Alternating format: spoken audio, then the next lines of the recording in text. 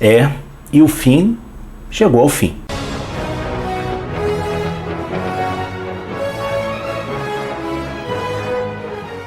Olá, bem-vindo ao Fantasma Brasil. E chegamos ao final da aventura O Fim do Fantasma. Essa história provocou muitas surpresas e muitas discussões acaloradas entre os fãs do Fantasma. Da última vez que nós comentamos sobre essa história, nosso amigo o 21º Fantasma estava sob a mira do rifle de longa distância de Manju.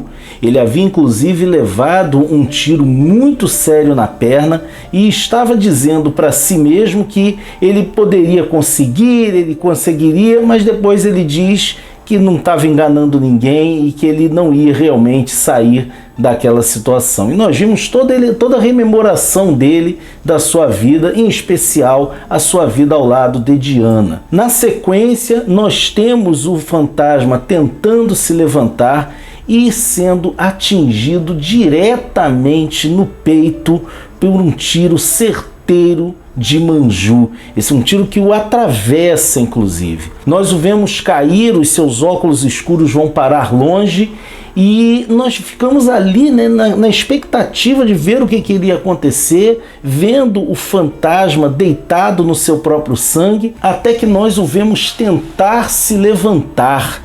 É uma cena realmente poderosa em que ele tenta se levantar, mas não consegue porque ele está realmente muito ferido, até que ele ouve uma ordem mandando que ele levantasse, e muita gente ficou na dúvida, né? Quem é que estava dando essa ordem? Mas o principal desse momento não foi nem quem estava dando essa ordem. O principal desse momento foi que o rosto do fantasma apareceu. Pela primeira vez em muito tempo, nós vemos o rosto do fantasma sendo mostrado por inteiro. E aí nós descobrimos que quem o estava mandando levantar-se eram os seus ancestrais, que apareciam para ele naquele momento final da sua carreira. Nós fizemos inclusive um vídeo comentando sobre a questão de mostrar o rosto do fantasma e comentamos que houve outras ocasiões em que o rosto dele apareceu, mas nenhuma com certeza foi tão impactante quanto esta. Muitos fãs se dividiram sobre a necessidade ou não de mostrar o rosto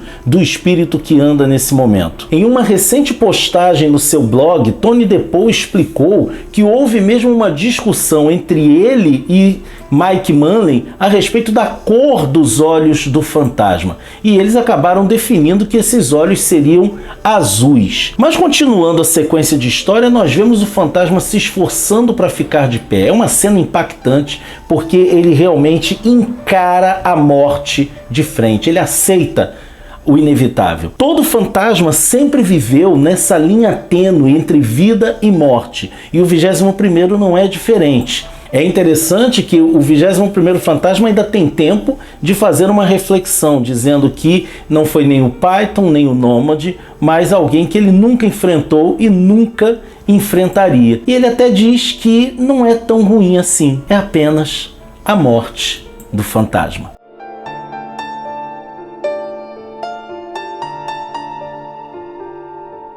É uma sequência realmente impactante que mexeu muito com a cabeça das pessoas, que deixou muita gente intrigada. Lembrando que isso é a visão do velho Mosh de um futuro possível caso o fantasma insista em ir libertar Savarna. Os últimos momentos do fantasma são belíssimos de certa maneira, tanto narrativa quanto graficamente, pois nós temos ele se vendo junto a Diana. E é interessante que os cabelos de Diana formam uma caveira e a imagem vai se apagando, né, vai em fade até que você só vê o contorno da caveira. O Tony DePaul comentou no seu blog que isso não foi uma ideia dele, isso foi uma ideia maravilhosa do Mike Manley. Realmente foi muito bacana. Os comandados de Kit, então, resolvem enterrar aquele inimigo, aquele adversário tão valoroso que eles haviam enfrentado. Manju chega a dizer que de todos os assassinos enviados para matar Kit, aquele certamente teria sido o único capaz de cumprir sua missão. Eles o enterram exatamente no lugar que foi visto por Mos na sua visão e também pelo 21º fantasma no seu delírio lá na floresta que deixa os homens loucos, na aventura Floresta Longo.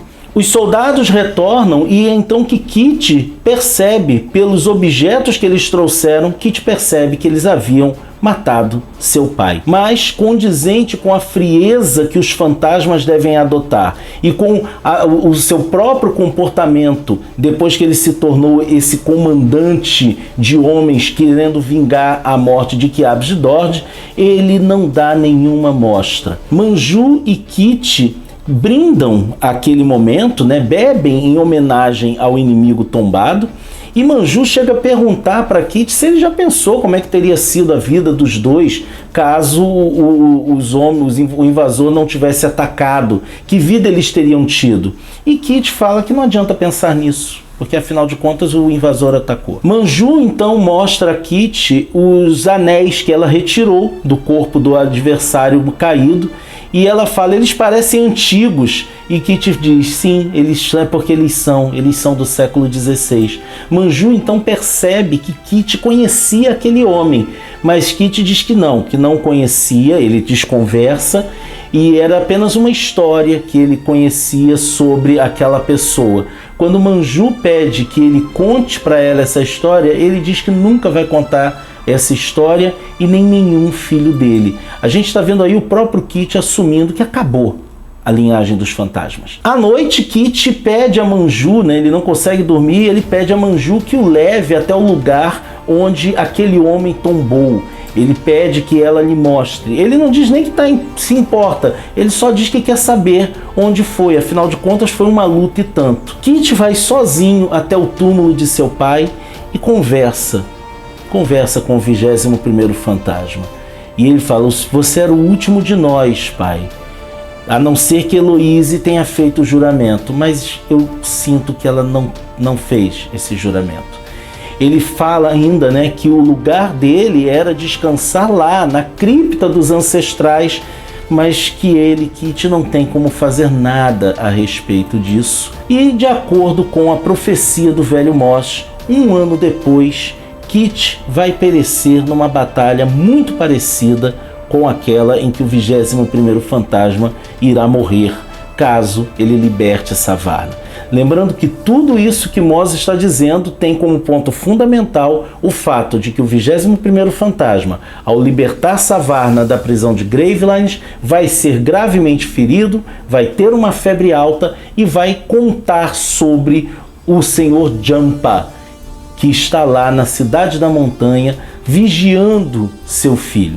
Todo o elemento que motiva a ação está ali. É então que o 21º fantasma toma o caderno da crônica de Mos de suas mãos e diz, agora que eu sei o que acontece em Gravelines, acalme-se, meu velho amigo. Eu vou mudar o futuro. Eu vou levar Capeto comigo. Lembrando que quando você trata de visões de futuro, de tempo, você tem essa ideia, né, de que qualquer elemento novo que você acrescenta, você altera os resultados. O 21º fantasma pega a crônica de Mos e guarda num lugar seguro. Ele disse que ele não falou em nenhum momento para Mos que a crônica dele iria ficar na Sala das Crônicas. Então ele a esconde na cripta dos fantasmas, mais especificamente na câmara que está reservada para ele, o 21º. Então ele fala, né, se eu estou destinado mesmo a ficar enterrado em algum outro lugar, um dia, quando os Bandar forem enterrar o 22º fantasma, eles vão encontrar a crônica do velho Mos. Ele até diz, eu não sei se esse 22º fantasma será filho meu com Diana ou com Savarna. Isso para ele foi realmente surpreendente. O fantasma parte então para Gravelines, prometendo que vai tomar cuidado, e é então que uma das falas de Mos fica finalmente clara para nós leitores. Diana pergunta para Mos se ele vai comentar com ela, se ele vai contar para ela o que era a crônica que ele estava escrevendo. Ele não diz nada, pega um caderno das crônicas e o entrega a Diana. E quando Diana abre, nós vemos que ali estava escrito a Crônica de Mos. Por que eu disse que isso esclarece uma das falas de Mos? Tiras atrás, quando Mos finalmente terminou a sua crônica, ele disse: agora o engodo será a minha arma para conseguir o meu intento. E aí a gente descobre que Mos não leu a sua crônica para o fantasma. Ele recitou, ele contou toda a sua história de memória. O que ele leu para o fantasma foi uma crônica do próprio fantasma. Ele foi lá e pegou essa crônica de uma maneira bem sorrateira enquanto o fantasma estava próximo e leu, e o fantasma assumiu que aquela crônica era sua. Diga-se de passagem, eu achei meio forçado pensar que em nenhum momento o fantasma ia pegar a crônica do Mos e folhear, mas fica por conta da narrativa. É até um momento interessante que o velho Mos, ele está se questionando: será que eu previ a morte do 21º fantasma ou só o empurrei para ela? Então é interessante que a história vai terminar, justamente com Mos dizendo que ninguém é capaz de enganar o destino. Mesmo assim, ele e o 21º fantasma tentaram, e Mos agora vai seguir o seu caminho. E aí nós temos o anúncio da próxima história, intitulada The Breakout, a fuga. Fazendo uma análise a respeito dessa história, é muito interessante a gente pensar como Tony DePaul foi, de uma certa forma, corajoso ao contar essa história. No seu blog, Tony DePaul fez alguns comentários bastante relevantes a respeito dela. Ele disse que há muito tempo ele queria contar uma história com a morte do 21º fantasma. Ele chegou a ensaiar isso lá atrás, na história The Curse of Old Man Mos, a maldição do velho Mos, em que Mos viu o fantasma sendo morto pelas costas por um criminoso comum. Mas naquela ocasião, como Diana ficou sabendo, ela acabou interferindo nisso. Nós temos um vídeo sobre essa história aqui no canal, eu vou deixar o link dele aqui para você poder conferir a nossa análise dela. E que teria sido por isso que agora o fantasma está meio que sendo assombrado pelos seus ancestrais, sendo impelido a essa morte anônima num país distante. Acontece que Tony DePaul tem um bom motivo para ter contado essa história agora, e tem um bom motivo para ter contado essa história do jeito que ele contou. Essa história não faz parte da cronologia oficial do fantasma, é uma possibilidade do seu final. Tanto que ele se deu ao luxo de mostrar o rosto do fantasma. Ele não teve preocupação em relação a isso. E qual é a explicação que Tony está dando para a gente?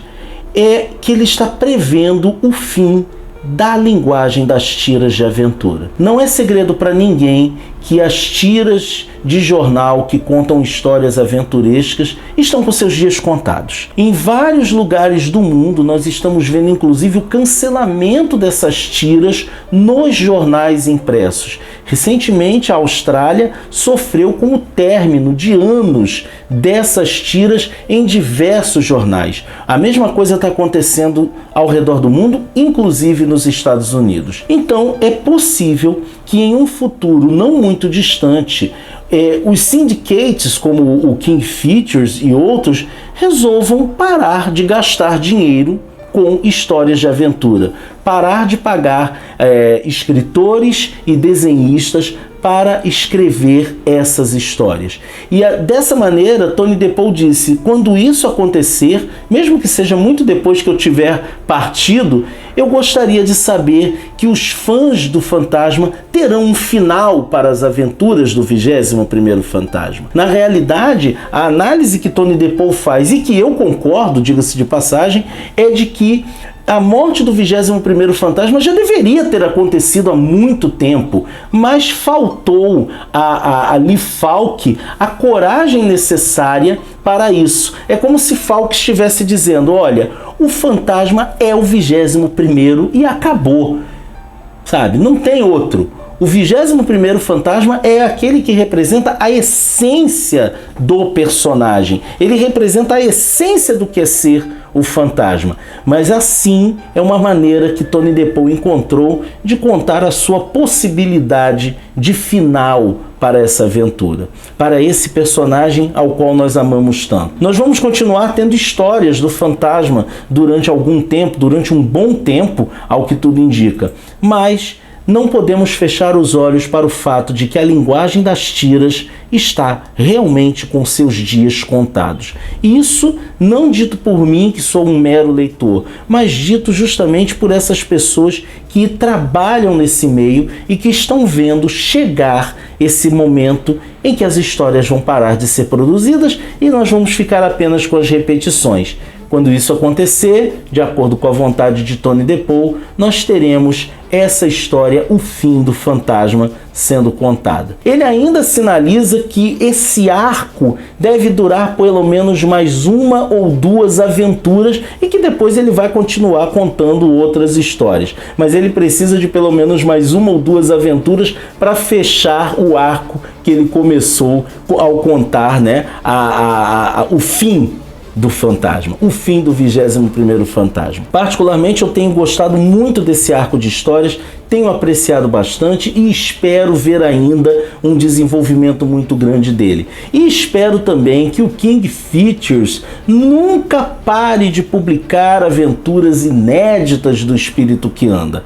Isso é o que eu espero, mas não sei bem se é o que nós teremos. E você? O que você achou dessa história, o fim do fantasma? O que você achou dos elementos introduzidos ali? O que você achou desse momento em que nós temos o rosto do fantasma sendo apresentado, a questão do sobrenatural a partir dos poderes de Moz? Fala pra gente, bota aí nos comentários o que você achou. Se você gostou do nosso vídeo, não deixe de curti-lo e compartilhá-lo nas suas redes sociais. Não deixe também de apoiar nosso canalzinho, fazendo as suas compras na Amazon, pelos links do Fantasma Brasil que ficam aqui na descrição do vídeo. E não deixe também de se inscrever no nosso canal e de nos acompanhar nas redes sociais, Facebook, Instagram, Twitter, porque assim, você já sabe, você fica por dentro de tudo o que acontece no fascinante universo do espírito que anda.